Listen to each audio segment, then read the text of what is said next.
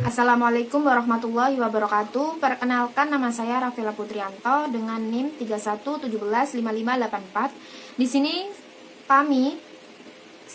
saya dengan teman saya akan mereview dua jurnal dengan judul yang pertama yaitu Analisis Pembentukan Portofolio Optimal menggunakan model indeks tunggal pada studi kasus saham LQ45 pada tahun 2012-2016. Dan jurnal yang kedua yaitu Analisis Pembentukan Portofolio optimal dengan menggunakan model indeks tunggal pada saham indeks Kompas 100 di Bursa Efek Indonesia. Untuk jurnal yang pertama yaitu untuk menganalisis portofolio diperlukan sejumlah prosedur perhitungan melalui sejumlah dan berbagai input tentang struktur portofolio. Salah satu analisis model portofolio optimal yang dilakukan oleh Elton dan Gruber adalah menggunakan model indeks tunggal. Analisis atas sekuritas dilakukan membandingkan excess return to beta RRB dengan menggunakan cut off rate atau CI dari masing-masing saham tersebut. Saham yang memiliki ERB lebih besar dari CI dijadikan kandidat portofolio, sedangkan sebaliknya yaitu C1 lebih besar dari ERB maka tidak diikutkan dalam portofolio. Penentuan portofolio optimal saham model indeks tunggal didasari oleh native diversification dan model Markowitz. Model indeks tunggal merupakan model yang relatif sederhana dan mengurangi variabel yang dihitung dengan periode yang lebih lama dan sampel yang lebih banyak. Maka akan diperlukan hasil yang lebih akurat dan dapat menjawab masalah atas ketidakpastian investasi di pasar modal. Hal ini akan membantu investor dalam menetapkan keputusan investasi saham. Hal yang paling penting dalam investasi yaitu keuntungan yang didapat tetapi resikonya yang sedikit. Saham. Hal yang paling penting dalam investasi yaitu keuntungan yang didapat tetapi resikonya yang sedikit. Saham dapat terjadi penaikan dan penurunan. Penyebab dari kenaikan dan penurunan itu adalah permintaan dan penawaran dari investor. Jika suatu saham perusahaan tertentu banyak diminati oleh investor, maka kenaikan harga dari saham tersebut menjadi signifikan. Sedangkan apabila permintaannya menurun, maka harga sahamnya pun turun dan kebanyakan merugi. Selanjutnya yaitu jurnal yang kedua. Investasi adalah mengharapkan keuntungan di masa depan dengan mengorbankan aset di masa sekarang. Investor yang baik harus mengetahui tingkat keuntungan dan resiko yang akan dia dapat apabila membeli saham tersebut. Dengan ini, investor melakukan diversifikasi untuk meminimalkan resiko dengan cara pembentukan portofolio melalui pemilihan sejumlah aset tertentu. Dalam jurnal ini, menggunakan teknik model indeks tunggal dengan perbandingan expected return to beta ERB dan dengan cut off rate-nya CI. Apakah itu ERB? ERB adalah kelebihan pengembalian atas tingkat keuntungan bebas resiko pada aset lainnya. Apakah itu cut off rate atau CI-nya? Yaitu varian return pasar dibagi sensitivitas return saham individu terhadap varian error sahamnya. Pembentukan portofolio optimal ditunjukkan untuk mengurangi resiko dalam berinvestasi, sehingga dapat diversifikasi saham sesuai keinginan. Dengan itu, indeks Kompas 100 merupakan salah satu cara untuk mengukur kinerja perusahaan-perusahaan yang terdaftar di Bursa Efek Indonesia. Indeks Kompas 100 merupakan indeks saham yang sahamnya dari 100 perusahaan publik yang memiliki likuiditas tinggi serta nilai kapitalisasi pasar yang besar. Assalamualaikum warahmatullahi wabarakatuh. Saya Laleta Nafisa, NIM 31175600 dari Fakultas Ekonomi Prodi Manajemen.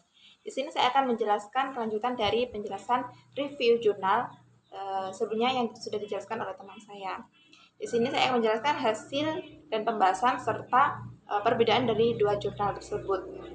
Untuk yang hasil dan pembahasan, dari hasil jurnal yang pertama, jurnal ke-1 itu setelah melakukan perbandingan exchange return to beta dengan cut off rate dari ke-17 saham yang diteliti, terdapat 5 saham yang nilai ERB-nya lebih besar dari cut off rate atau CI-nya tadi, sehingga kelima saham tersebut masuk ke dalam kriteria portofolio optimal. Dalam hal ini ada 5 saham ya. Yang pertama ASII. ASII dengan kode saham ASII. ASII ini kode saham dari perusahaan Astra International Tbk. Terus kode saham BBCA. BBCA ini kode saham dari perusahaan Bank Sentral Asia Tbk. Terus yang ketiga ICBP. ICBP ini kode saham dari Indofood CBP Sukses Makmur Tbk. Terus UNTR yaitu kode saham dari United Tractor Tbk. Terus yang terakhir yaitu UNVR Unilever Indonesia Tbk. Terus berdasarkan besarnya return dan risiko dari portofolio optimal dari 5 saham tersebut, maka yang diharapkan dari return saham tersebut yaitu sebesar 3,65%. Itu returnnya per bulan. Sedangkan resiko yang harus dihadapi investor atas investasinya pada 17 saham tersebut adalah sebesar 0,01%. Resiko yang terdapat pada portofolio optimal ini lebih kecil dibandingkan dengan resiko apabila berinvestasi pada saham individu. Terus untuk hasil pembahasan pada jurnal 2, yaitu saham yang membentuk portofolio optimal berdasarkan hasil analisis indeks tunggal, terdapat 8 saham dari 68 sampel perusahaan yang telah memenuhi kriteria. Adapun perusahaan yang pembentukannya portofolio optimal antara lain yaitu untuk kode saham yang pertama UNVR atau dari perusahaan Unilever Indonesia Tbk, terus kode saham dari UNTR United Tractor Tbk, terus kode saham LPKR Lipo Karauci Tbk, terus SSMS Sawit Sumber Masarana Tbk, SMRA Samarcon Agung Tbk, TLKM Telekomunikasi Indonesia atau Persero, terus ICBP Indofood Tbk, terus LPPF Matahari Department Store. Dari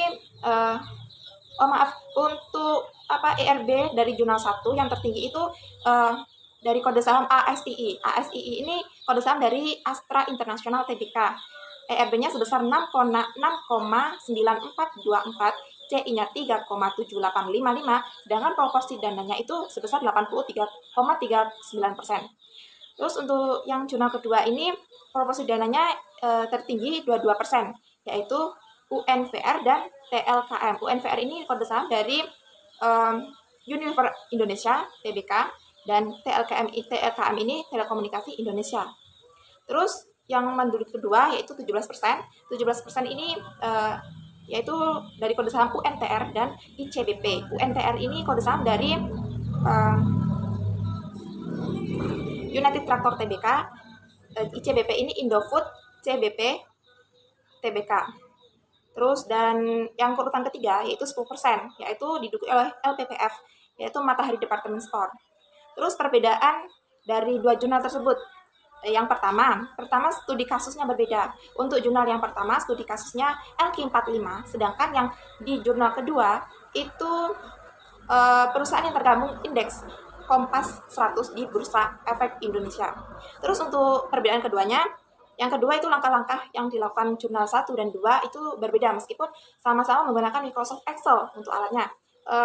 Untuk jurnal yang satu menggunakan langkah-langkah mendeskripsikan perkembangan harga saham perusahaan LQ45, IHSG, dan SBI, dan menghitung parameter pasar, yaitu return dan resiko dan pasar bursa.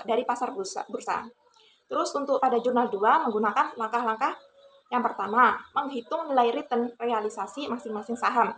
Terus yang kedua, menghitung expected return saham dan pasar. Terus yang ketiga, menghitung variance dan covariance saham dengan pasar. Terus yang keempat, menghitung alpha dan beta. Terus yang kelima, menghitung risiko unik dan risiko total dikurangi dengan beta dikalikan dengan varian pasar. Terus yang keenam, menggunakan rumus AI dan BI untuk menyederhanakan cut off point. Terus untuk yang ketujuh itu menentukan cut off rate. Dan yang terakhir menentukan skala tertimbang dan proporsi untuk portofolio optimal. Terus perbedaan yang ketiga yaitu jurnal 1 menjelaskan secara rinci. Maksudnya secara rinci itu penjelasan dari resiko dan returnnya itu dijelaskan juga. Sedangkan di jurnal 2 itu tidak ada. Hanya menjelaskan ERB, exchange return to beta, cut off point, dan sampai proporsi dana saja. Sekian dari kami. Terima kasih. Wassalamualaikum warahmatullahi wabarakatuh.